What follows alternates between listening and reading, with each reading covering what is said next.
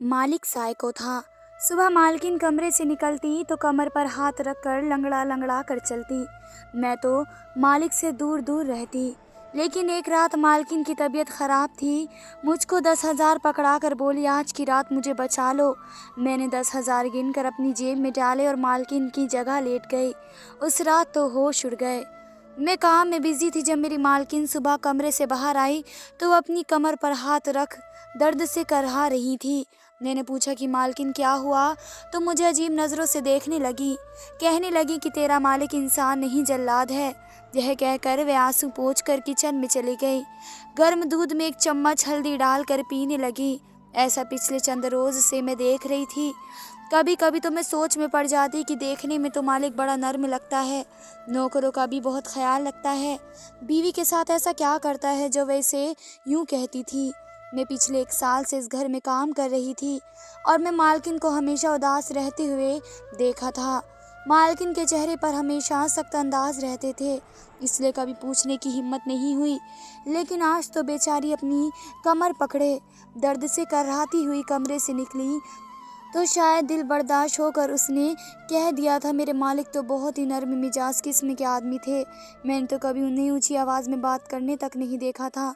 वे तो अपनी बीवी से भी आप जनाब करके बात करते थे। इसलिए मैं ये बात सोच ही नहीं सकती कि मालिक ने कभी मालकिन के साथ कोई बदसलूकी की होगी। लेकिन मालकिन के आंसू मुझे कुछ और कहानी सुनाते थे।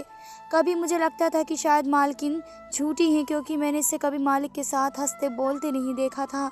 वजह शायद ये थी कि मेरे मालिक की रंगत सांवली सी थी, नैन नक्श भी कुछ खास न थे और मालकिन बहुत हसीन थी। शायद मालकिन को मालिक पसंद नहीं होंगे, तभी तो वे इस तरीके का रवैया रखती हैं और जानबूझकर हम नौकरों का भी मालिक की तरफ से दिल खराब करना चाहती हैं। क्योंकि मैंने मालकिन को कभी भी अच्छे कपड़े पहने तैयार होते नहीं देखा था, जैसे कि बीवियां पतियों के आने से पहले तैयार रहती हैं। वे बिल्कुल सादा सा लिबास पहने, चेहरे पर उदासी सजाए मालिक के आने से पहले आकर लॉन्च के सोफे पर बैठ जाती थी, जैसे सदियों की बीमार हो। मालिक जब आते तो फौरन उससे इसकी खैरियत पूछते। मोहतरमा, आप ठीक तो हैं? चले आपको डॉक्टर के पास ले जाता हूँ। लेकिन मालकिन थी कि इसके नखरे ख़त्म नहीं होते थे। कहती, मुझे नहीं जाना डॉक्टर के पास। बहरहाल इस वक्त मेरा दिमाग बुरी तरह से उलझ गया था। मुझे मालिक ठीक और मालकिन गलत लगते थे। लेकिन जो हालत आज मैंने मालकिन की देखी थी, मेरा दिमाग उलझ सा गया था। मुझे लग रहा था कि शायद जो नज़र आ रहा है वह गलत है, हकीकत कुछ और है। लेकिन कभी लगता कि शायद मालकिन खूबसूरत है, इसलिए मालिक से जान छुड़ाने के लिए ऐसे हथकंडे इस्तेमाल कर रही हैं ताकि खुद को मासूम साबित कर सके। पता नहीं क्यों मुझे मालिक मालकिन की निजी ज़िंदगी में घुसने का शौक़ सा होने लगा था। मैं अब ये बात नोट करने लगी थी कि सुबह जब मैं काम पर आती उस वक्त मालकिन अपने कमरे से निकलती थी और अक्सर उनका हाथ उनकी कमर पर होता। यूँ लगता कि जैसे रात भर मालकिन को बर्दाश्त न करने वाली तकलीफ़ दी गई हो। उनके चेहरे पर मुझे उदासी नज़र आती थी और जब मालिक बाहर निकलते तो बड़े खुश और खिले हुए होते। उनके चेहरे की रौनक ही अलग होती थी। वे जैसे ही बाहर जाते तो नौकरों से पराठे बनवा कर डट कर नाश्ता करती और अपने काम पर चले जाते। लेकिन मालकिन बस एक गिलास गर्म दूध में हल्दी डाल कर पीती और इस दौरान उनके आंसू बह रहे होते। बात सिर्फ यहीं तक नहीं थी। एक बार जो मेरी आंखों ने देखा, मेरा दिल धक सा रह गया था। मैं अभी काम पर आई थी कि मेरे कानों में मालकिन की सिसकियों की आवाज़ आई। मैंने देखा कि मालकिन कमरा खोल के भागते हुए बाहर आई, लेकिन मुझे देखकर खिसक गई। उनके बाल बुरी तरह से बिखरे हुए थे, चेहरे से परेशान लग रही थी। मुझे देखकर फटाफट से उन्होंने आंसू पोंछे और फिर ऊपर का जीना चढ़ने से पहले मुझसे कहने लगी कि अगर वे दरिंदा आदमी मेरा पता पूछे तो कहना मैं घर पर नहीं, कहीं चली गई हूँ। खबरदार, जो तुमने इसे ये बताया कि मैं ऊपर छिपी हूँ। यह कहकर वे तेजी से ऊपर का जीना चढ़ने लगी। 5 मिनट बाद मालिक के कमरे का दरवाज़ा फिर से खुला। मैंने फटाफट से हाथ में कपड़ा लिया और शीशे का टेबल साफ करने लगी ताकि मालिक को ये न लगे कि मेरा ध्यान उनकी बातों की तरफ है। उन्होंने पूरे लॉन्ज में देखा, फिर मुझसे कहने लगे, तुम्हारी मालकिन कहाँ गई हैं? ये सुनकर मैं घबरा गई थी। आज मालिक काफ़ी गुस्से में भी लग रहे थे। मैंने कहा, मुझे नहीं पता, मैं तो किचन से अभी बाहर आई हूँ। मैंने नहीं देखा कि मालकिन कहाँ हैं। लेकिन जाहिर है मैं झूठ बोल रही थी, इसलिए नज़र बार बार चुरा रही थी। मेरे लहजे में भी हिचकिचाहट घबराहट सी थी। मालिक धीरे से चलते हुए मेरे पास आए, बड़े धीमे लहजे में कहने लगे, मैं जानता हूँ कि तुम्हें मालूम है वे कहाँ हैं। बताओ मुझे वे कहाँ गई हैं। मैं पूरी तरह से घबरा रही थी कि अगर मैंने मालिक को सच बता दिया और मालकिन को पता चल गया तो वे मुझे डांटेंगी, और अगर मालिक से झूठ बोला और उन्होंने मेरा झूठ पकड़ लिया तो शायद मैं नौकरी से ना निकाली जाऊं। मैंने ऊपर की तरफ इशारा किया और धीरे से मालिक से कहा कि प्लीज़ मेरा नाम मत लीजिएगा। ये सुनकर वे मुस्कुराने लगे और जेब से एक 500 का नोट निकाल कर मुझे पकड़ा दिया। कहने लगे कि अगर ऐसा ही तुम मेरा साथ दोगी तो मैं भी तुम्हें खुश कर दूंगा। ये कहकर वे ऊपर चले गए, लेकिन मैं डर रही थी कि पता नहीं क्यों आज मुझे मालिक का अंदाज कुछ ठीक नहीं लग रहा था। मुझे मालकिन सच्ची और मालिक झूठे लग रहे थे। कुछ देर बाद ही मालिक मालकिन का हाथ पकड़ के उन्हें नीचे ला रहे थे, बड़े प्यार से उनसे बात कर रहे थे। कहने लगे कि आप क्यों मुझसे इतना दूर भागती हैं, चले बैठे इधर, आज मैं आपको अपने हाथ से नाश्ता करवाऊंगा। लेकिन मालकिन बार बार अपना हाथ उनके हाथ से छुड़वाने की कोशिश कर रही थी। मालिक ने बावर्ची से कहा, दूध का गिलास लेकर आओ, और फिर अपने हाथ से मालकिन को दूध पिलाया। वह तो बड़े प्यार और मोहब्बत दिखा रहे थे। मेरे दिमाग में अभी वही सवाल था, फिर मालकिन मालिक से डरती क्यों हैं? वे तो बहुत ही नरम मिजाज के थे। कुछ ही दिनों बाद मेरी माँ को नानी की मौत की खबर मिल गई। माँ कहने लगी कि मैं तुम्हें अकेले घर नहीं छोड़ सकती, क्योंकि मैं और मेरी माँ ही घर में अकेले रहते थे। बाबा न थे हमारे, और मेरे अलावा माँ की कोई औलाद न थी। माँ कहने लगी, अगर तुम्हारी नौकरी ना लगी होती तो मैं तुम्हें साथ ले जाती, लेकिन अगर तुम काम छोड़कर मेरे साथ गांव चली गई तो तुम्हारी नौकरी छूट जाएगी और वापस आकर हमें खाने पीने के लाले पड़ जाएंगे। मैंने कहा, तो माँ फिर मैं अकेली कहाँ रहूँगी? मेरी माँ ने मालकिन से बात की कि जब तक मैं गांव से वापस ना लौट आऊँ आप मेरी बेटी को अपने घर पर रख लें। मालकिन को भी इस बात पर कोई एतराज़ ना था। मैं यूं ही मालकिन के पास रहने लगी। पहले तो मैं सुबह से लेकर शाम तक ड्यूटी किया करती थी, मगर अब 24 घंटे में यही इस घर में रहने लगी थी। बाकी नौकर अपने अपने घर चले जाया करते थे, जबकि मैं वही मालकिन के घर में ही रहने लगी थी। इस रोज़ जब खाने का वक्त हुआ तो मैंने गरम गरम खाना बनाकर मालिक के आगे रखा। मालकिन कमरे से बाहर नहीं आई थी। वह कितनी ही देर कुर्सी पर बैठे मालकिन का इंतज़ार करते रहे, बार बार घड़ी की तरफ देखते और फिर कहने लगे कि जाओ अपनी मालकिन को बुला कर लाओ, खाना ठंडा हो रहा है। मैंने फ़ौरन हाँ में सर हिलाया और उन्हें जगाने के लिए चली गई। जो ही दरवाज़ा खोला तो मालकिन बिस्तर पर उल्टे मुंह लेटी हुई सो रही थी। मैंने गला साफ करके उनको आवाज़ दी और कहा कि मालिक बाहर आपका इंतज़ार कर रहे हैं। वे मेरी मौजूदगी को महसूस कर चुकी थी, मगर इसके बावजूद कोई जवाब न दिया। कहने लगी कि उन्हें कहें खुद खाना खा लो, मुझे भूख नहीं है, जब भूख लगेगी तो खा लूँगी। इतना कहकर उन्होंने खुद को सर से पैर तक रज़ाई में लपेट लिया। मैं यूं ही वापस लौटी तो मालिक के माथे पर बल पड़ गए। कहने लगे कि तुम्हारी मालकिन किधर है? मैंने सब कुछ बता दिया जो मालकिन ने कहा था। तो मालिक के चेहरे पर मुस्कुराहट उभरी। वे फौरन अपनी कुर्सी से उठे और कमरे में चले गए। ठीक 2 मिनट बाद मालकिन उनके साथ बाहर आ रही थी। उनके चेहरे पर एक ज़बरदस्ती की मुस्कुराहट थी। मुझे उनका गाल लाल लग रहा था। मुझे खुद को घूरता देखकर मालकिन फौरन कहने लगी, मेरी शक्ल क्या देख रही हो, मेरे लिए प्लेट में खाना निकालो।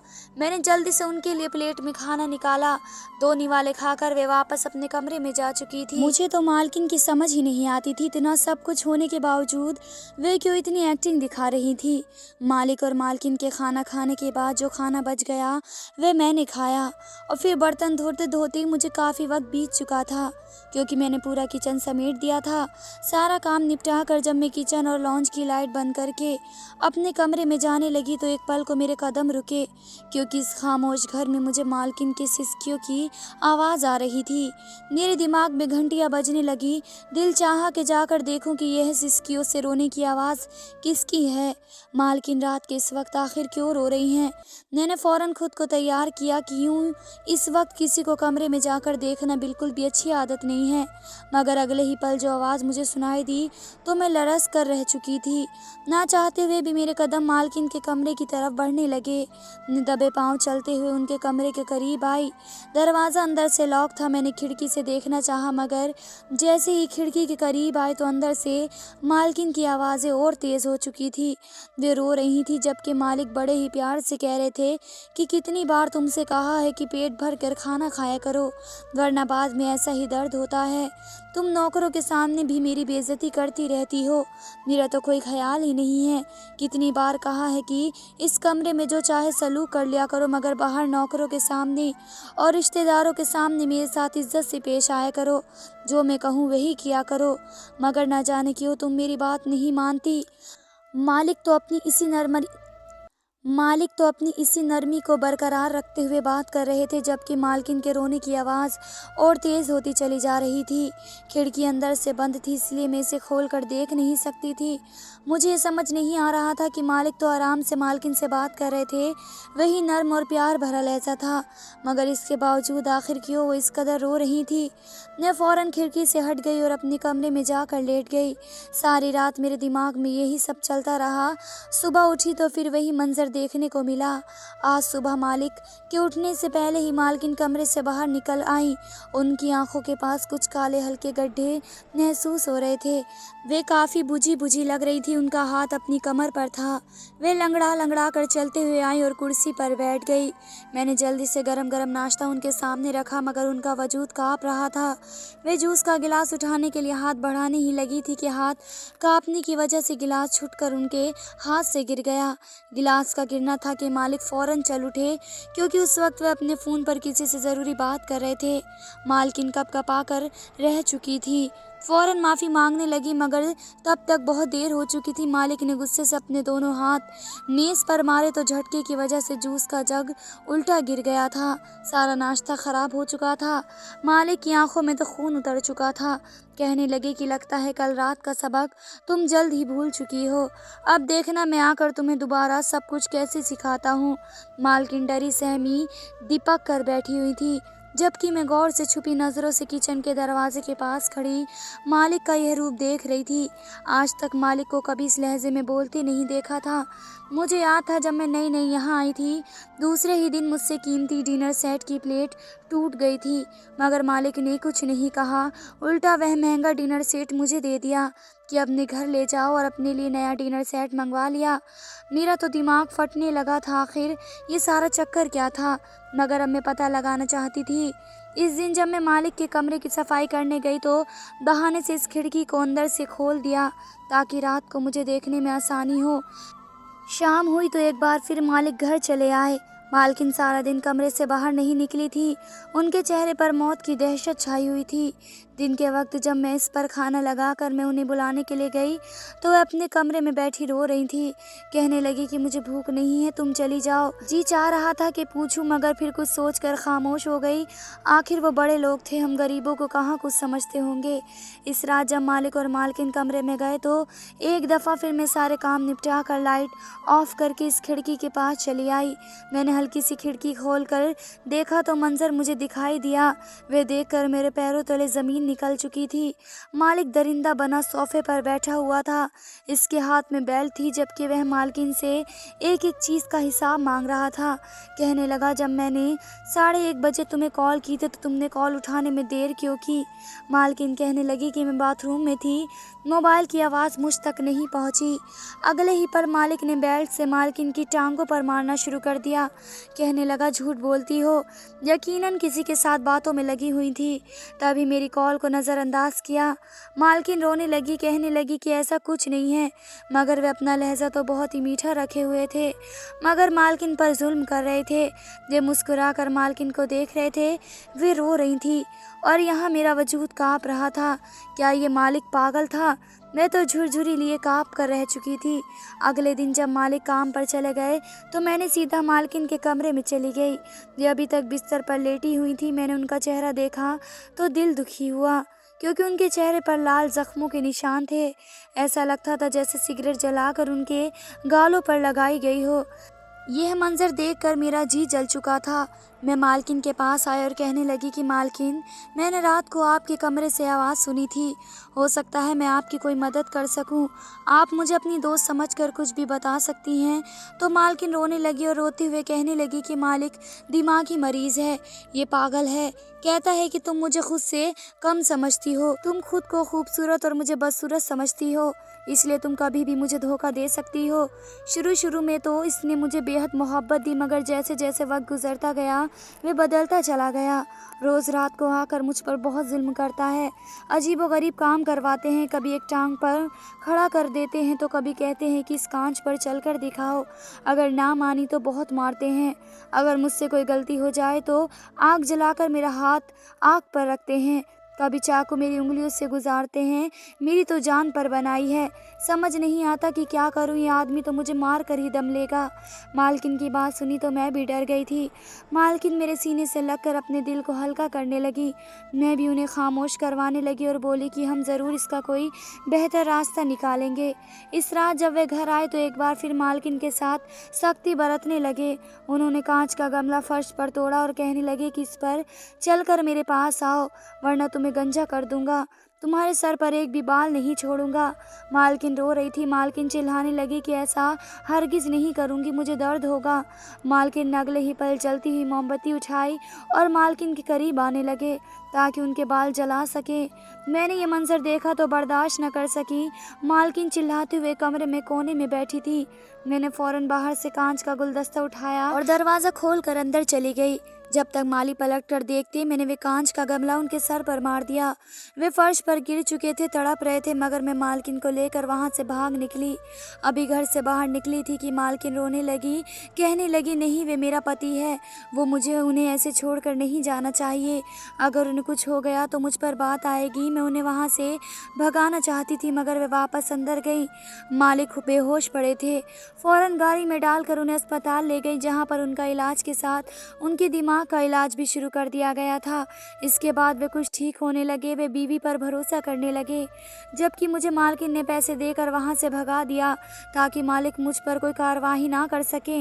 दोस्तों, हमें इस कहानी से यह सीख मिलती है कि पति कितना भी बुरा हो, बीवी के साथ कैसा ही सलूक क्यों ना करता हो, अगर पति पर मुसीबत आती है तो बीवी अपनी परवाह किए बगैर अपने पति को बचाने की कोशिश करती है। इसलिए सबको अपनी बीवी की इज्जत करनी चाहिए, अपने रिश्ते पर भरोसा करना चाहिए, जिससे आपका प्यार गहरा होगा। धन्यवाद दोस्तों।